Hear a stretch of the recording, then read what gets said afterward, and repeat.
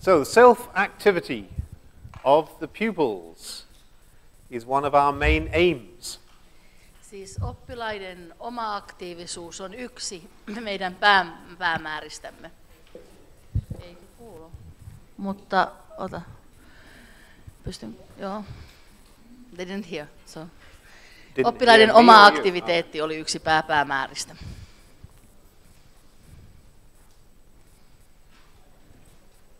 So one of the ways that self-activity shows itself is when the students practice recall, when they recall what their previous experiences were or what was in the lesson before, when they bring that back and put it into their own words.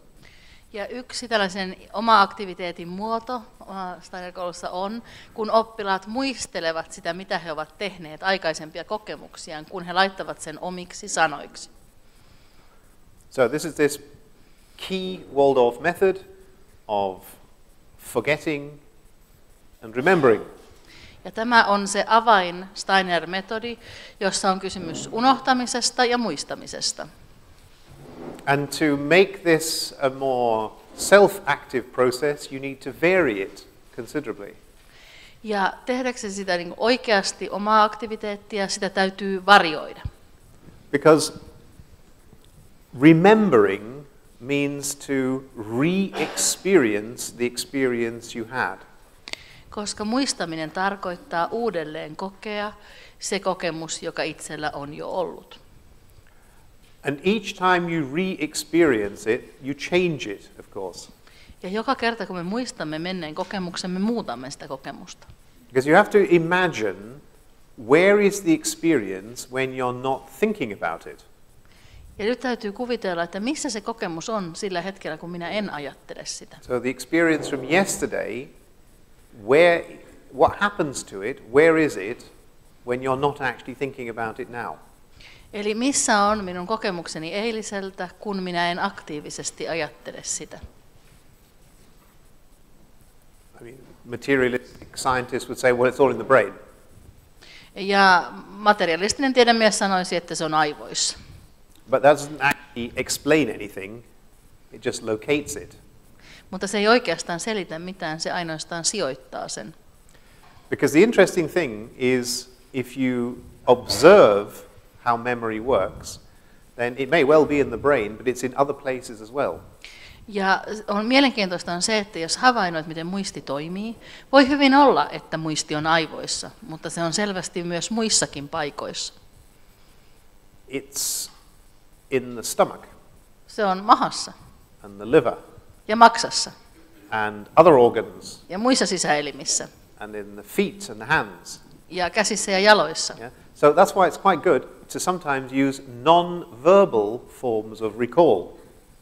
Siksi on hyvä joskus käyttää ei-verbaalisia muistamisen muotoja. Because language is so determining of our thinking, when we put things into words, then we refix them in a different way. Koska puhe tai kieli on niin määrittävää, että kun me uudelleen formuloimme jonkun asian, me uudelleen kiinnitämme sen. We represent the experience that we've had in words, comes very easily to us, and those words then become the representative of the actual experience. Eli kun me puhumme kokemuksestamme, niin niistä sanat muuttuvat ikään kuin sen kokemuksen edustajiksi. But if you do a non-verbal form of recall, then you reach other parts of your memory. Mutta jos tehdään ei-kielellistä muistamista, niin silloin tartutaan niihin muistamisen muihin osiin. So we're going to practice this. Harjoitellaan. Most people have a pen or something to write with, something to write on. Useimmilla on kynä ja jotakin, jolla kirjoittaa, ja jotakin, johon kirjoittaa. And I'd like you to draw a little picture Piirtäkää pieni on kuva, your paper that expresses how you felt when you set out on the journey to come to this meeting, to this conference. ja sen kuva esittää sitä, mitä te koitte, kun te istuitte matkallanne tänne olitte matkalla tänne tähän konferenssiin. Okay, and because we don't have all day, I'd like you to do it as large or as small as a postage stamp. Ja koska meillä ei ole koko päivää, hän pyytää, että nämä piirrokset olisivat postimerkin kokoisia. It's a celebratory postage stamp of education in Finland, so it's a bit bigger, yeah. But it's not a whole postcard, it's a little picture. Se on se juhlapostimerkki, jolla juhlitaan tätä tapahtumaa, mutta siis se ei ole koko postikortti. And this image represents how you remember you felt when you set out on this journey. Eli tässä muistetaan, miltä teiltä tuntui, kun te lähditte matkaan tänne. So, can you do that now, please? Nyt tehkää heti tämä. Olkaa hyvä. Piirrätte kuvan siitä, miltä teistä tuntui, kun te lähditte. Ja se piti olla postimerkin kokoinen kuva. Siitä, miltä tuntui lähteä tänne. Postimerkin. Se ei saanut olla postikortin kokoinen, kun ei ole koko päivää aikaa. Ei. Yksi kuva. Postimerkin kokoinen.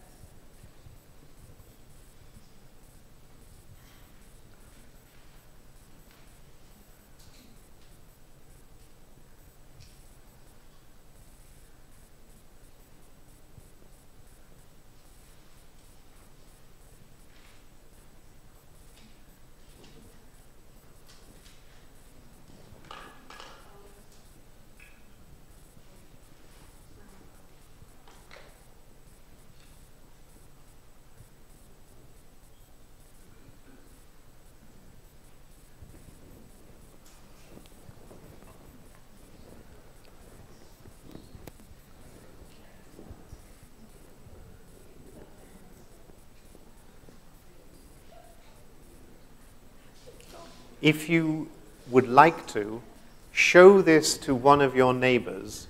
Jos haluat, näytä tämä kuva yhdelle naapureistasi. And your neighbor will interpret the image for you.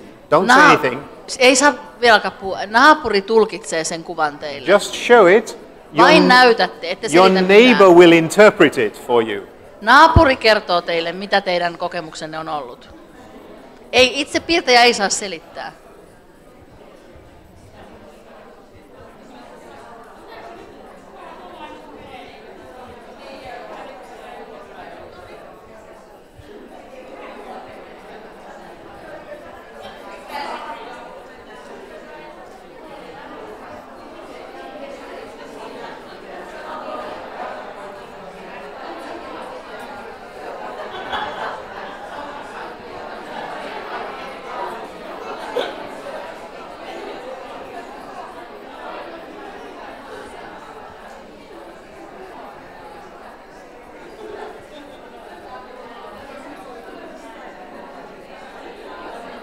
Huomaatteko, mitä Martyn tekee?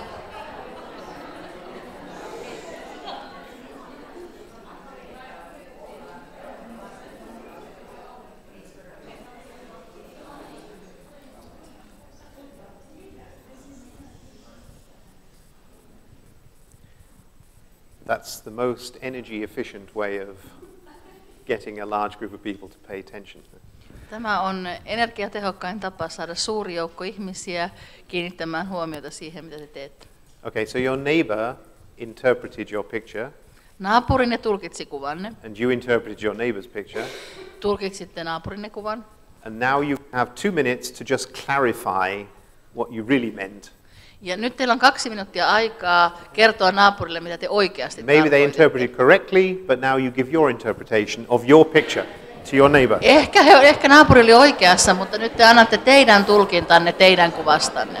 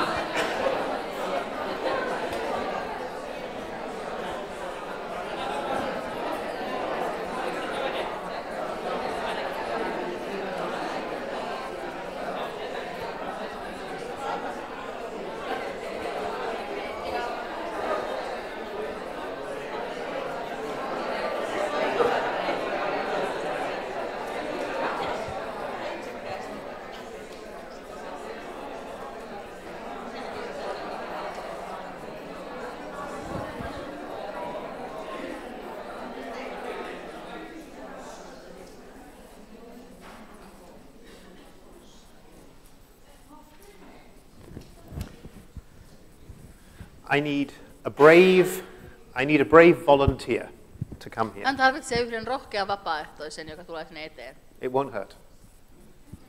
Your friends will admire you afterwards. Ystävänne ihailee teitä myöhemmin. Welcome. Tervetuloa. Okay, so you carry on. How? I don't know, it's your job. No niin, ole hyvä. Jatka You luentoa. carry on the lecture. The lecture. Oh, really? No, seriously, the task is to show us in a non-verbal way how you now feel after all these hours of interesting lectures and so on. How do you feel now? But don't say anything, just do it. Eli tehtävä on se, että hänen pitää nyt epäverbaalisesti ilmaista, miltä tällä hetkellä tuntuu kaikkien näiden jännittävien tuntien jälkeen, kun on ollut näitä luentoja. Ja mitään hän ei saa sanoa, hänen pitää vaan osoittaa.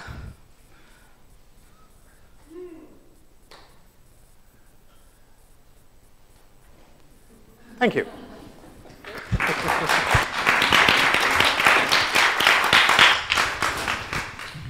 I need another brave volunteer. Toinen rohkea vapaaehtoinen.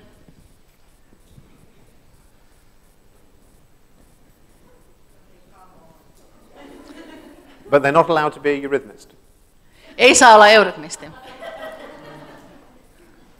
Is there anybody who's not a eurythmist?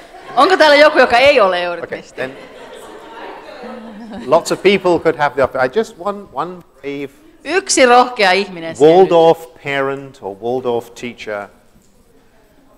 Thank you. So,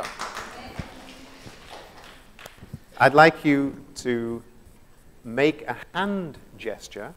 You can use one hand or two hands, Nyt sinun pitäisi tehdä käsillä ele, which spontaneously shows us what you're going to do after this conference is finished.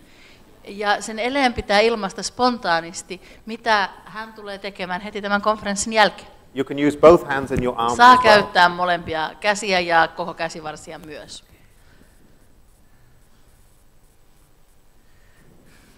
Wonderful.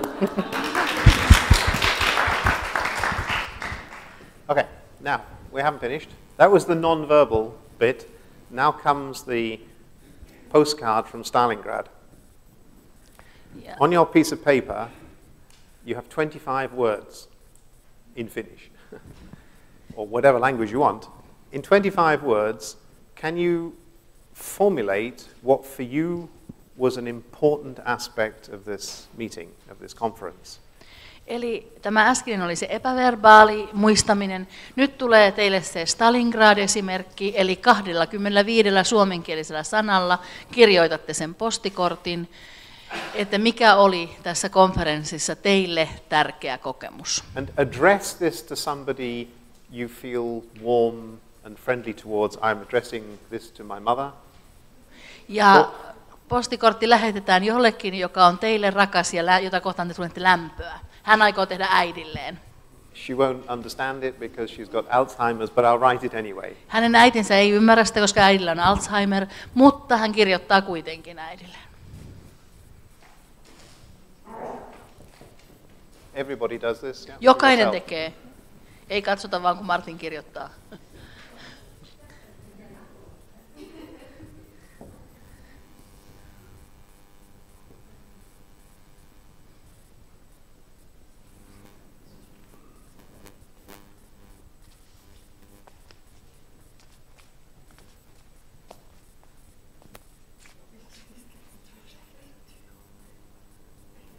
No, it's just for me.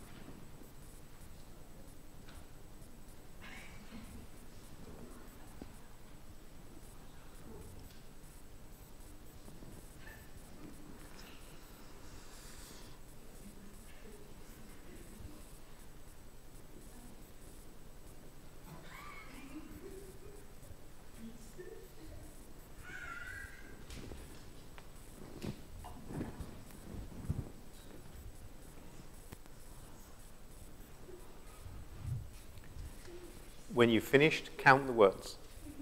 Kun olette valmis, laskekaa sanat. You don't count commas and punctuation, just the words. Ei saa laskea välimerkkejä.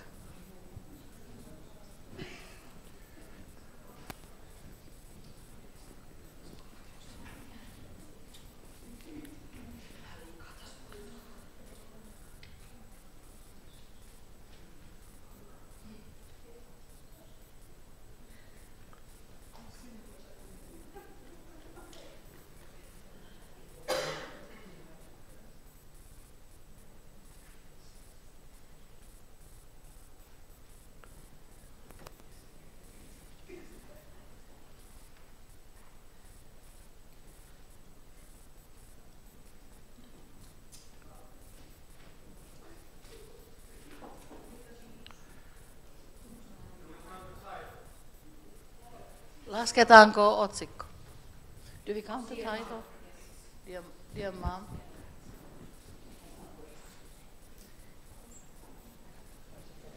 No se kai ei ole niin tarkkaa, hän kohautti hartioita. Onko niitä 23 So vai 27? I don't know if you have this tradition in your school that when you've been to a conference, you have to give a report to the other teachers. En tiedä, onko teillä tätä traditiota koulussanne, että jos käytte konferenssissa, niin teidän täytyy antaa raportti muille opettajille. And there's never enough time for that. Ja siihen ei koskaan riitä aika. So the 25-word version is very useful. Se 25 sanan versio on hyvin käyttökelpoinen. In fact, you could probably text it to them all, and you don't need to make the report in person. You could send it to them. Todennäköisesti voisitte kirjoittaa tekstiviestinä sen 25 sanan viestin, ja sitten ei tarvitse pitää mitään raporttia. So finding different ways of recalling, restructuring, rebuilding, rephrasing your experiences opens you up to different aspects of learning. Ja se, että etsitään erilaisia tapoja uudelleen muistaa, uudelleen strukturoida, uudelleen kokea, koettua, niin se avaa meitä uudelle oppimisen tavalle. So if you've told a story, in the next lesson the children could recall it non-verbally, they could act it out, or they could tell the story from the perspective of one of the characters in the story. Ja jos te olette kertoneet tarinan, niin seuraavana päivänä lapset voisivat esimerkiksi näytellä sen, tai sitten kertoa sen tarinan jonkun tarinan hahmon näkökulmasta. Or from the perspective of a tree. Tai puun näkökulmasta. Or a bird. Tai linnun. There are different perspectives of the story that you've told. Voi olla eri perspektiivejä siihen tarinaan, mitä te olette kertoneet. And that is a wonderful exercise from grade 1 to grade 12. Ja tämä on loistava harjoitus, jota voidaan yhtä hyvin harjoittaa luokalla 1 kuin luokalla 12. Yeah. So in grade 1 you could tell the perspective of some minor character in the story. Jos ekalla luokalla jälleen kerran tehtäisiin jonkun vähäpätöisemmän hahmon näkökulmasta, who could feel the quality of the salty tears running down the cheeks of the princess when she heard the bad news. Ja joka esimerkiksi myötäeli sen, kun prinsessan silmistä tulivat ne suolaiset kyyneleet, kun prinsessa kuuli huonot uutiset. And you're the servant who notices that the tears made dark stains on her dress. Ja sinä olet vaikka se palvelija, joka huomasi, että niistä kyynelistä tuli pukuun tummia tahroja. Or if you're in the high school, you're the American journalist who happens to be in St. Petersburg when Lenin arrives. Tai lukiossa kyse amerikkalaisesta tiedemiehestä, joka sattuu olemaan Pietarissa. And the railroad workers have tipped the locomotive off the tracks onto its side. Ja työntekijät ovat kääntäneet niin kuin tuollaisen junan veturin kyljelleen, sille että se ei ole enää niin kuin paikoillaan kiskoilla. And this huge iron beast is still sleeping. Ja sieltä yhä tulee höyryä tästä suuresta rautaa hirviöstä. And Lenin climbs up onto the cab to make his first speech to the revolution. Ja Lenin kiipeää sen rautahirviön katolle. And one of his women admirers thrusts a bunch of red carnations into his hand. Ja yksi Leninin naisihailijoista työntää kukkakimpulisin punaisia neilikoita Leninin käsiin. And with his chin jutting out, like in all the statues later, he's thinking, what will his first words to the revolution be? Ja hänellä on leuka pystyssä niin kuin kaikissa myöhemmissä Leninin patsaissakin, ja siinä hän miettii, että mitkä ovat hänet ensimmäiset sanansa vallankumouksen johdosta. And he absent-mindedly plucks the heads off the bunch of flowers. Ja samalla hän ei ollenkaan mieti, mitä hän tekee, niin hän samalla repii ne kukat, ne neilikan kukan terälehdet pois niistä kaikista kukista. Write a report from the American journalist's perception, doesn't understand a word of Russian, Ja nyt, on a typewriter. kun kirjoitat sen raportin sen amerikkalaisen tiedemiehen näkökulmasta, joka näkee tämän kaiken, ei ymmärrä sanaakaan venäjää, kirjoittaa sen kirjoituskoneella ja lähettää sen lennättimellä niin kuin kotiin sanomalehteen. And send it by telegraph to New York. Ja se lähtee New Yorkiin. Yeah?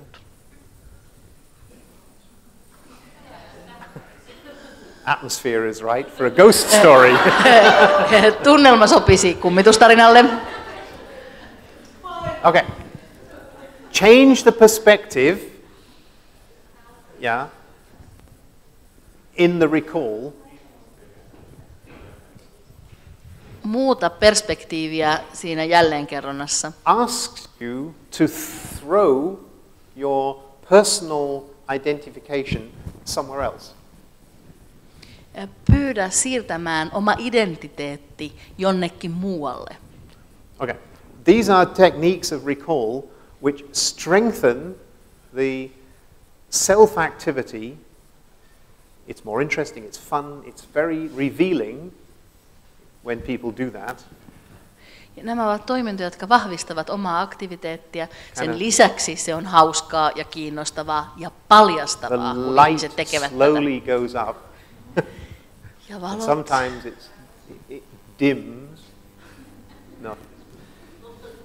So, in other words, and the other examples there are different ways of doing it in dialogue, two people recalling to each other, and so on. This degree of variation enhances the self-activity of the learner enormously. Se, että tässä on jälleen kerronnassa on vaihtelua, niin se lisää sitä omaa aktiviteettia. Ja sitähän vielä kursorisesti mainitsit on, että voidaan myös tehdä jälleenkerronta kahdestaan, niin kuin, että pari kertoo toisilleen. Do we have to put some money in the meter for the electricity? Meidän täytyy varmaan laittaa kolikko sähkömittariin, että saadaan lisää sähköä, kun nämä valot nyt käyttäytyy näin erikoisesti. Tai jonkun pitää polkea vähän kovempaa sillä polkupyörällä. Okay. So minimal recall is very popular in grade 9. Luokalla 9 minimi 25 words is already a lot. Suosittua. Yeah. Even 25 less. on jo tosi paljon. Nutshell. Put it in a nutshell. Put it in a headline. Miten saatte sen koko asian pähkinänkuoreen tai oikeastaan lehtiotsikkoon? So the whole story about the Russian Revolution, what would the headline in the newspaper be? Mikä olisi, kun kerrottiin se koko tarina Venäjän vallankumouksesta, mikä olisi ollut se otsikko lehdessä? So obviously group work of all kinds strengthens the self-activity because more people are active in the group. Totta kai ryhmätyö vahvistaa omaa aktiviteettia, koska useammat ihmiset ovat töissä. And what's really important in group work is to have rules. Ryhmätyössä on tärkeitä säännöt. Have rules and roles, different roles that you play within the group. Säännöt ja roolit. Siellä voi olla erilaisia rooleja. And the group task is not only to resolve a task, but there must be some outcome which they then present to the others. Ja ryhmätyön tehtävähän ei ole ainoastaan päästä lopputulokseen, vaan myöskin saada aikaan jotakin, jota esittää muille ryhmille. Get pupils to set tasks for other pupils. Tässä esimerkiksi oppilaat voivat asettaa tehtäviä muille oppilaille. And then, of course, they forget that there's another group making tasks for them. Totta kai he unohtavat, että joku toinen ryhmä tulee sitten antamaan heillekin tehtävän. So, age appropriate, but get children to do the teaching, and that enhances the learning. Iän mukaisesti, mutta laittakaa oppilaat opettamaan. Se vahvistaa heidän oppimistaan. And obviously projects of all kinds call for self-activity. Ilmeisesti projektit self-activity. Ja kultivoivat omaa aktiviteettia. And remember that a project is the whole cycle from planning through to evaluation. Ja tässä pitää muistaa, että projektihan on se koko asia suunnittelusta arviointiin saakka. Okay, so. And the self-evaluation, like I was talking about this morning, this self-assessment, is becoming aware what was important for me, what was important for the topic. Ja itsearvioinnissa, sillä kun puhumme siitä aamulla, niin siinä voi tulla tietoiseksi siitä, että mikä oli minulle tärkeää, mikä on tärkeää tämän aiheen näkökulmalta. After every main lesson block in my school, the pupils get a feedback sheet.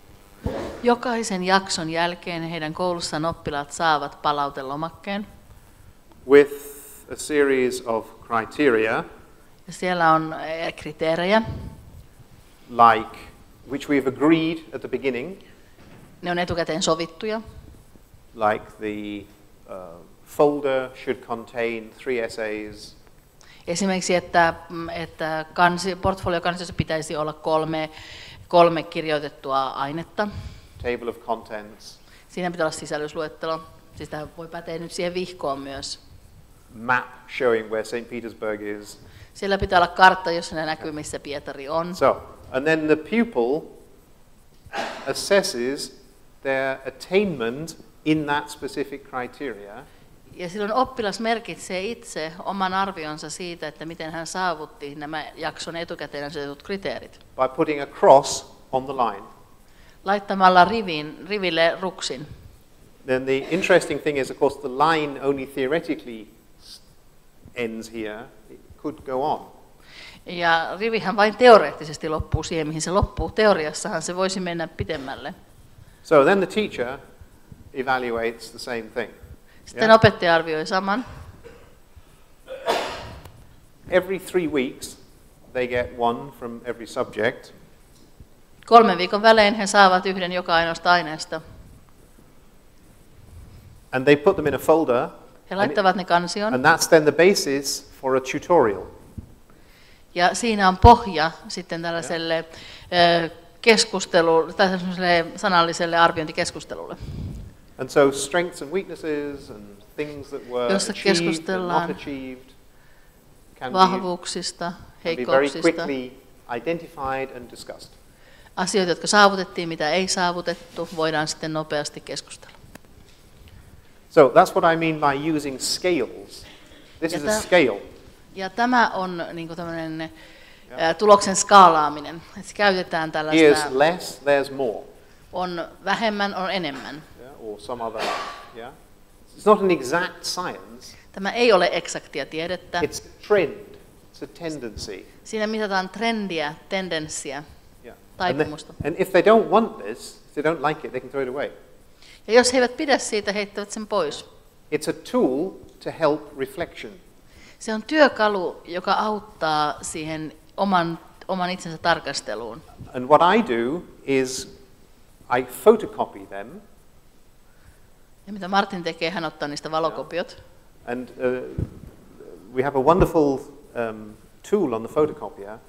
It copies is A4, it reduces it to A5 and puts it into a book form. Ja heillä on ihana toiminto heidän kopiokoneessaan, kun hän laittaa sinne A4, hän saa ne A5 ja laittaa ne kirjan muodossa. So I have a little booklet that tells me the self-evaluation and my evaluation of 38 students in my history main lesson, the date and the name is there, and I can quickly look through. Over time, I have a good record of how they see themselves and how I see them. Ja sitten hänellä on näistä 38 oppilaan arvioinnista tulee vain pieni kirjanen, ja hänellä on hyvä kirjanpito siitä, että miten oppilaat näkivät oman edistymisensä ja miten opettaja on nähnyt sen edistymisen. So we all have a picture of where we're at, but it's an open one. Meillä kaikilla on kuva siitä, missä me olemme, mutta se on avoin. And obviously portfolio is a method which is ideal for the kind of work that we do. Ja mitä ilmeisimmin portfolio on ihanteellinen työskentelymuoto sille työlle, mitä me teemme. So the principle of a portfolio is that the person who owns the portfolio decides what goes in it. Ja pääperiaate portfoliossa on, että henkilö, jonka portfolio se on, päättää itse, mitä sinne menee. So you select the written documentation from the main lesson that you want to show the teacher or anybody else. Eli sinä itse valitset, minkä näistä, vaikka näistä pääjaksoarvioinneista sinä haluat näyttää muille ihmisille. And you present it in whatever way seems appropriate. Voit esittää sen niin kuin sinusta on sopivaa. And you can identify what for you was important, what the criteria were.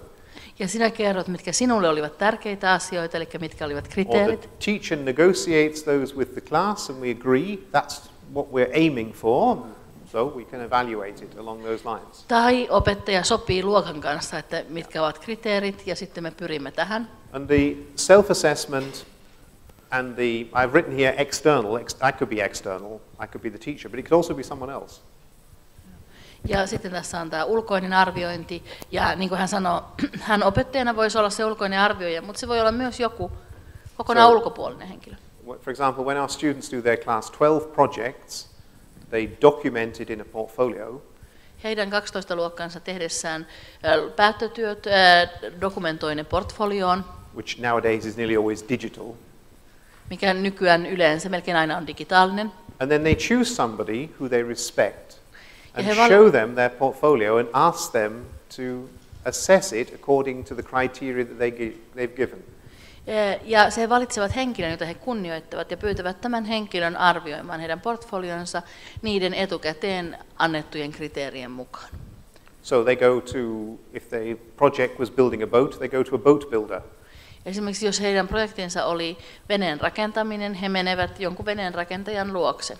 And in Nordrhein-Westfalen, that's a big state in Germany, they have a project which attracts the attention of leaders of trade unions, big people at VW and other big companies who come and act as external evaluators. Ja Nordrhein-Westfalenissa on tämmöinen projekti, jossa tulee niin kuin joukko ulkoisia arvioita, jotka tulee ihan ammattiyhdistysliikkeestä, tulee suurista firmoista, kuten BMWltä, kun sano, ja sitä isoista firmoista, ja ne tulee ja ne toimii ulkoisena arvioijina näille Steinerkoulun päättöportfolioille.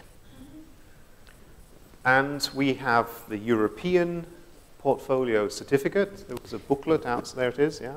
Ja meillä on eurooppalainen portfoliosertifikaatti, josta Pia pitää tuolla portfolio tai esitettä ylhäällä. Formally recognized external format for pupils that is certified by the European Union and by the European Council, and you can put anything inside it that you want. There's some criteria, but you can put your own work in it. Ja se on siis formaalisti hyväksytty, sen on hyväksynyt siis Eurooppalainen unioni, ja sitten sen on hyväksynyt myöskin ESKVE, ja siinä on joitain sääntöjä, mutta siihen voi laittaa omat työt sillä tavalla, kun ne haluaa laittaa. That's for the people right at the top of the school before they leave the school, but you can start with portfolio in the lower school. Ja tuo nimenomaan toi EPC on tarkoitettu sellaisille ihmisille, jotka ovat jättämässä koulua, Mutta portfoliotyöskentelyn voi aloittaa alemmillakin luokilla. And if you don't know what the European Portfolio Project is, then you have to see Pia or look at this. I'm sure there's internet information about it. It's a really useful thing. I won't talk about it anymore now. Ja jos te ette tiedä, mikä on EPC, niin tutustukaa siihen. Siitä on myös netissä tietoa. Se on erittäin hyödyllinen väline. Hän ei puhu siitä nyt enempää. Okay. She said that I'm going to be translating that into Finnish soon. Wonderful. Yeah. And we have one Finnish school is also a pilot in our European Waldorf diploma project, but we won't talk about that either. Ja myöskin yksi suomalainen koulu on eurooppalaisessa Waldorf-diplomi-asiassa pilotoimassa, mutta emme puhu siitäkään nyt enempää. Because what I'd like to do is to recall all these things that we've said about enhancing children's learning and think about that in terms of teacher learning. Ja nyt hän haluaa kääntyä siitä, että kaikesta mitä olemme ajatelleet, että kehittää lapsen oppimista, niin nyt haluamme kääntää nämä asiat ja tarkastella, miten ne vaikuttavat opettajan oppimiseen. Because as teachers we never stop learning. Koska opettajilla emme koskaan lakkaa oppimasta. So once you've concluded your teacher education or you've got your qualification and certificate, then you start learning to be a teacher. Ja kun olet valmistunut opettajaksi, saanut opettajan pätevyyden, niin se on se, milloin sinä alat oppia, millaista on olla opettaja. So all these dimensions of learning also apply for adults. Eli kaikki nämä oppimisen dimensiot, ulottuvuudet, kaikki ne pätevät myös aikuisiin. I mean, even if we just stick to what it says here about portfolio, don't think about portfolio, think about teacher learning. Ja siis vaikka me olisimme vain täällä, pysyisimme tässä diassa ja ajattelisimme näitä asioita, jotka on liitetty portfolioon, älkää ajatelko nyt portfoliota, ajatelkaa opettajan oppiminen. You choose the areas where you feel you want to work more, where you want to develop yourself more. Opettajana sinä itse valitset, millä alueella haluat kehittää itsesi ja mistä haluat oppia enemmän. You can take advice, you can talk to colleagues, but basically you decide what you need to do next. Sinä voit ottaa neuvoja, voit keskustella kollegoittesi kanssa, mutta silti sinä päätät, mitä sinä opiskelet seuraavaksi. And how you do it, if you like, the presentation is really the activity. The how you do it is up to you. You have to find the right way for you to do professional development. Ja kuinka sinä teet sen, myös sekin on vain sinusta itsestäsi kiinni, kuinka tehdä ammatillista kehittymistä. And you set yourself goals and targets. Sinä asetat itsellesi päämääriä. And you review your own work. Ja arvioit itse, oletko edistynyt. You maybe focus on some aspects of your teaching that you feel uncomfortable with. Voi olla, että sinä fokusoit joihinkin opetustyylisi ominaisuuksiin, jotka koet, että ne niin kuin, jotka ovat sinulle epämukavia. Like your time management. Vaikka esimerkiksi sinun ajankäyttösi. Always, you know, the lesson is finished too soon, I'm not ready, we didn't get everything done. Tai oppitunti loppuu liian pian, kaikkea ei saatu tehtyä. So you can focus on that. Observe your own activities. Ja voit keskittyä tähän, voit havainnoida omia toimintatapojasi. And try to understand what the processes involved are about. Why? What would I need to do to change the situation? Ja yrittää ymmärtää, että missä tässä prosessissa on kysymys, mitä voin tehdä muuttaakseni tämän prosessin. Ask somebody come and have a look at your work. Pyydä joku toinen tulemaan havainnoimaan sinun oppituntiasi. Yeah? And then ask them to give you some feedback. Pyydä tältä henkilöltä palautetta. Maybe they can see some part of your time management. Maybe it takes you too long to get going. Ehkä he huomaavat jotain sinun ajankäytössäsi. Ehkä sinä käynnistyt liian hitaasti. Maybe you spend too much time on things which are not essential. Ehkä käytät liikaa aikaa asioihin, jotka eivät ole oleellisia. And a critical friend, a colleague, can maybe see that but clearer than you can. Ja sinun kriittinen ystäväsi, kollegasi, voi ehkä nähdä tämän asian paremmin kuin sinä itse. But what is a very useful tool for doing this activity is to keep a journal. Ja mikä on valtavan hyödyllinen tapa tehdä tätä, on pitää oppimispäiväkirjaa. And a teacher journal, a reflective journal, Opettajan päiväkirja, reflektiivinen päiväkirja. and this has it has my lesson plan, Siellä on tuo siis tuntisuunnitelma. and as part of my lesson plan I have some general and specific aims. Siellä on jotain täsmällisiä tai yleisiä päämääriä. Okay, there's nothing unusual about that, that's normal. Siinä ei ole mitään epätavallista, se on aivan normaalia. And then I review how the lesson happened afterwards. Ja tunnin jälkeen minä arvioin siihen samaan päiväkirjaan, miten se meni. So, this is the bit I want to look at, the review and reflection. Ja tämä on se, mitä hän haluaa tarkastella, tämä siihen palaaminen siihen tuntiin ja sen reflektoiminen.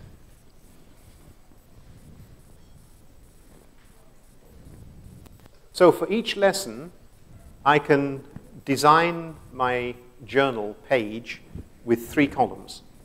Jokainen tunnille voin suunnitella sen päiväkirjasivun 3 pylväässä. And the first thing I do is, this is when I review my lesson. Tämä on, kun arvioin tuntia. I sit down somewhere quiet, where I cannot be disturbed. Ja siis olen silloin jossain rauhallisessa paikassa, istun alas, missä minua ei häiritä. Maybe before that, I use some kind of small meditation or a verse or something that gets me in a reflective mood. Ja ehkä käytän tässä jotain apuvälineenä, jotain meditaatiota tai pientä semmoista runonpätkää, joka saa minut tällaiseen reflektiiviseen tunnelmaan. Or I light a candle, or I do something that just focuses me and makes me quiet. Ja teen jotain, joka saa minut keskittymään ja olemaan rauhallinen. And then I make a review picture in my mind of the lesson that I'm looking at. I make a mental click and say, main lesson, class 9. Ja sitten teen mielikuvan, sisäisen kuvan siitä, miten se tunti meni. Eli esimerkiksi pääjaksotunti 9. luokka. Klik. And in the first column, I make a non-verbal Niin pääopetus, siis jaksoainen tunti, mikä se on? reflection on how I feel when I think about that lesson. Ja sitten tulee se, niin kuin miltä minusta tuntuu, kun minä ajattelen sitä tuntia. Some people use smiley faces. Jotkut käyttävät hymiöitä. If they've got more imagination, they use a color scale. Jos he ovat mielikuvituksellisempia, he käyttävät väriskaalaa. Tässä nyt oli vihreä ja punainen. Minimum of 12 colors. Vähintään 12 väriä. You can decide for yourself before what the colors mean. Ja etukäteen pitää päättää itse, että mitä ne värit tarkoittaa. Brown, orange, lemon Ruskea, yellow. oranssi, sitruunankeltainen. But you decide what each of these colors means for you. Ja And itse then päätätte, mitä ne tarkoittavat teille. do a color. Sitten tehdään väri. This is called non-reflected reflection. Ja tämä on epäreflektiivistä reflektiota. So, that's embodied reflection. That's not head, that's body Tämä on kehollista reflektiota and emotion. ja tunteellista. Because emotion is how you feel your body feels.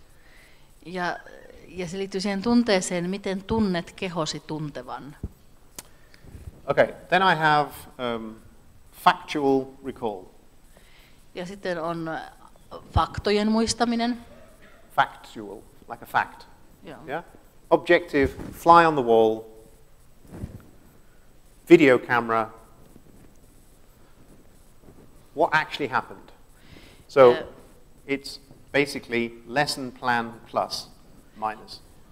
Siellä on ikään kuin oltaisiin kärpäsenä seinällä tai olisi videokamera, se, että mikä oli tuntisuunnitelma ja sen plussat ja miinukset. So I had a plan, so I don't need to write the plan out again. I just write what was different to the plan.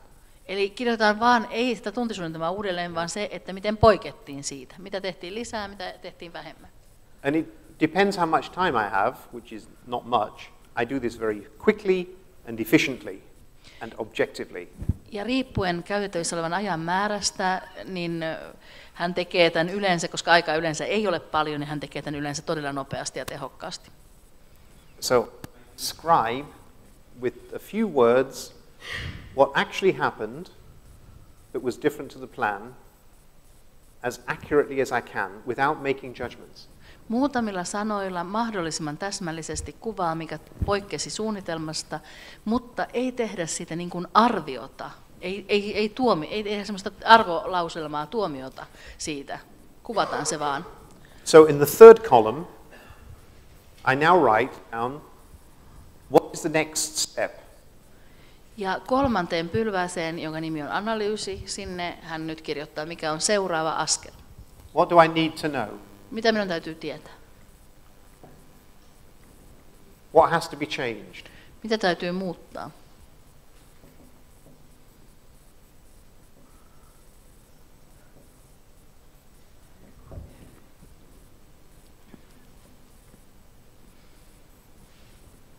And that of course then leads to the plan for the next lesson. Ja tästä tietysti seuraa sen seuraavan tunnin tuntisuunnitelma. That's a minimal structure for a reflection. Ja tämä on sellainen reflektion minimisuunnitelma. On Sunday afternoon, I look through my journal and I get a picture of the process of the last week. Ja sunnuntai-iltapäivällä hän katsoo sitä päiväkirjaansa ja saa mielikuvan menneestä viikosta. You can do this any day, but I do it on Sunday. Sen voisi tehdä ihan minä päivänä hyvänsä, mutta Martin tekee sen sunnuntaisin. Not for religious reasons, but for time reasons. Ei uskonnollisista syistä, vaan ajankäytöllisistä syistä. And I try to look through the week and I try to see what factors influenced what's happening. Ja samalla kun hän katsoo sitä edellistä viikkoa, hän miettii, että mitkä olivat ne tekijät, jotka vaikuttivat siihen viikkoon. For example, I don't know enough about the subject. Esimerkiksi en tiedä oikeasti tästä aiheesta riittävästi. I don't know how to deal with these three girls who always talk to each other. En tiedä, mitä tehdä näille 3 tytölle, jotka aina juttelevat keskenään oppitunnilla. I have difficulty getting the class to be quiet. Minun on vaikea saada tätä luokkaa hiljaiseksi.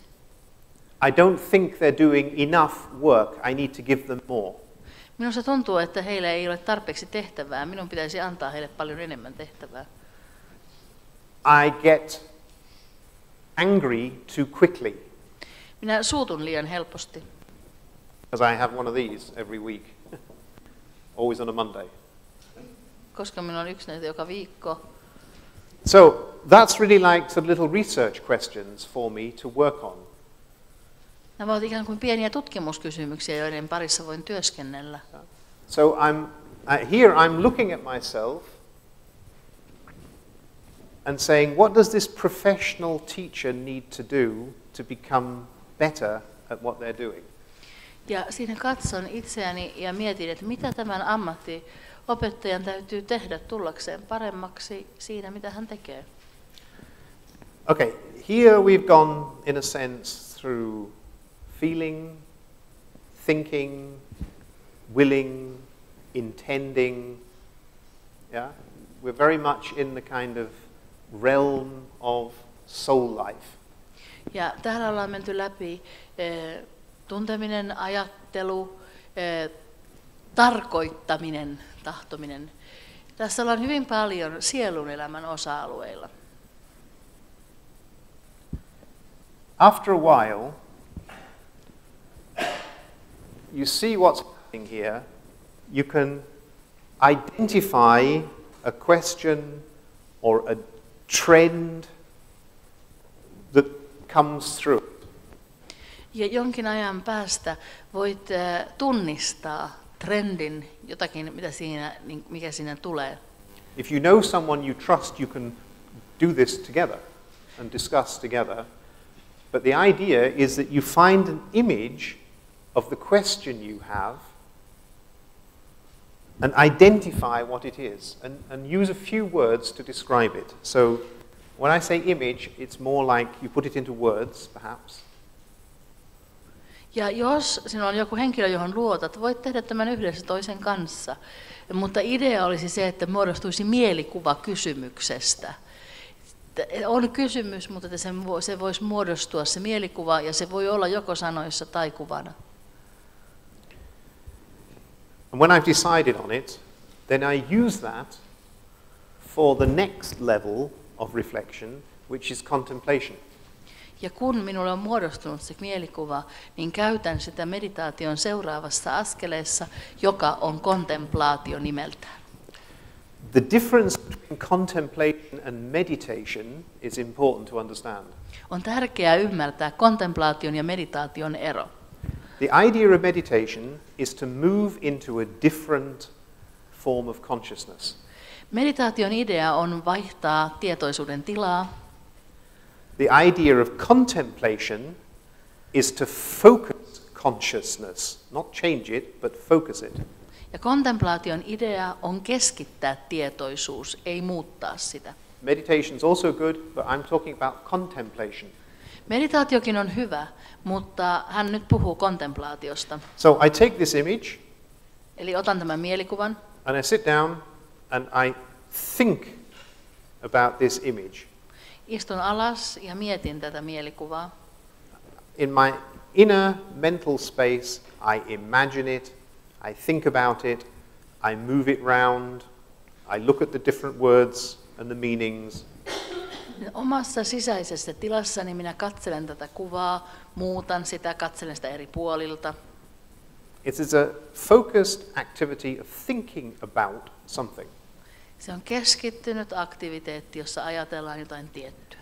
And if other thoughts come into your mind, Jos muita ajatuksia tulee mieleesi, like shopping lists ostoslista, and what you'd rather be doing, mitä tekisit mieluummin, you just say, excuse me, 10 minutes, I'm thinking about this, please wait.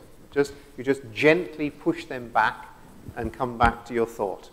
Ystävällisesti työnnetään ne vierailevat ajatukset pois ja sanotaan, ole kiltti, odota 10 minuuttia, So sitten minä voin ajatella.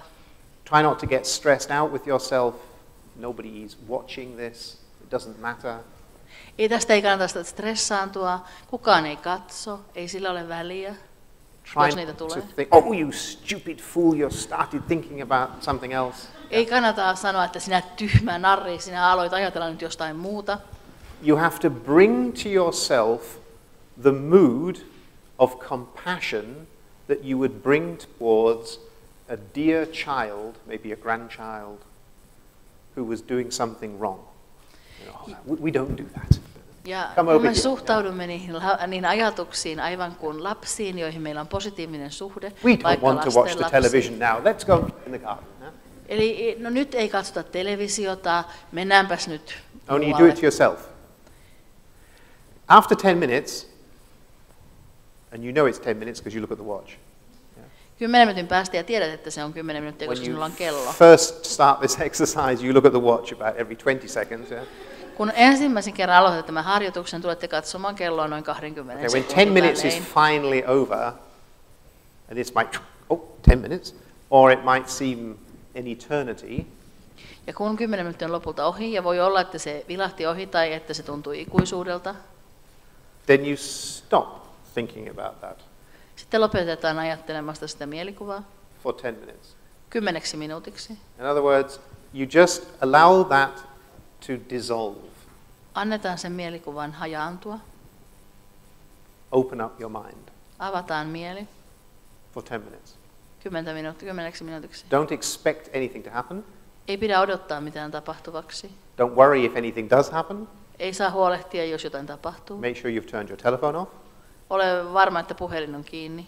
And if the shopping list comes back, just push it out again. Jos se ostoslista palaa takaisin, niin työntäkää se vaan ystävällisesti sivuun. If it feels good, don't worry. Jos tuntuu hyvältä, niin If älkää it feels huolehtia. bad, don't worry. Jos tuntuu pahalta, älkää Just do huolehtia. 10 minutes.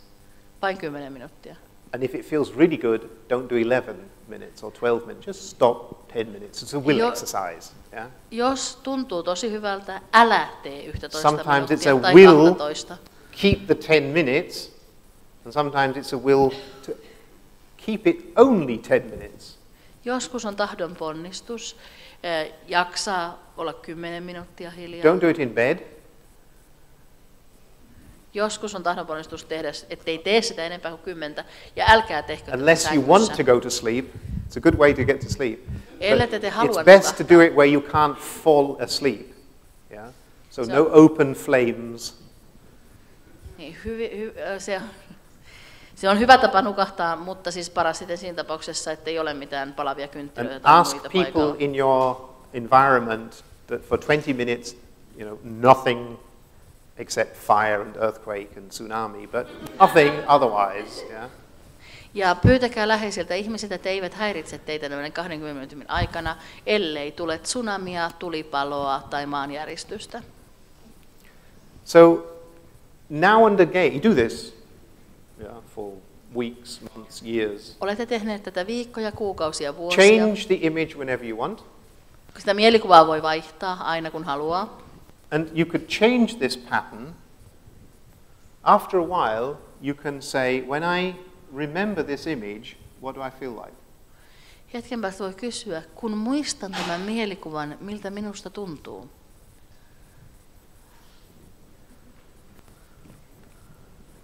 Shift the focus of your non-verbal reflection from the lesson to the question or image that you have. That's the only assessment you do of it. Ja voi vaihtaa sitä painopistettä sen tunnin mielikuvasta siihen sen kysymyksen mielikuvaan. Ja tämä on ainoa arviointi, minkä teette siinä. And if you want to read more details about this, read the wonderful book by Arthur Zients. You'd never think that you pronounce this Zients, but it is. He calls himself Art Zients. He's written this wonderful book on contemplative inquiry, which describes this exercise and other things as well. Ja jos haluatte lukea tästä lisää, lukekaa ihana kirja Arthur Zientsilta, että hän ikinä uskoisi, että nimi kirjoitetaan noin, että se lausutaan science. Ja hän kutsuu itseään niin kuin art scienceiksi, eli taidetieteeksi. Mutta hän on siis kirjoittanut ihanan kirjan, jonka nimi on Contemplative Inquiry, eli kontemplatiivinen tutkimus tai kysely.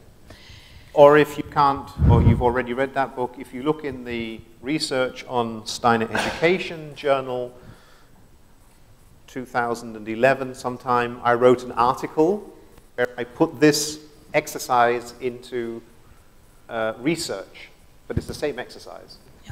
Ja hän itse on kirjoittanut Rose-aikakauslehteen, joka on tällainen anglosaksisessa maailmassa ilmestyvä Steiner-pedagoginen lehti, niin sinne Martyn on kirjoittanut samasta harjoituksesta jutun ja niin kuin tutkimuksena. Ja sen voi lukea myös.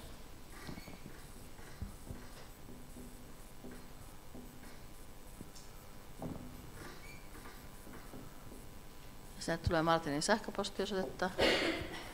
If you want to know more about it, or you have any, you want to start trying doing this and you want to contact me, that's my email address.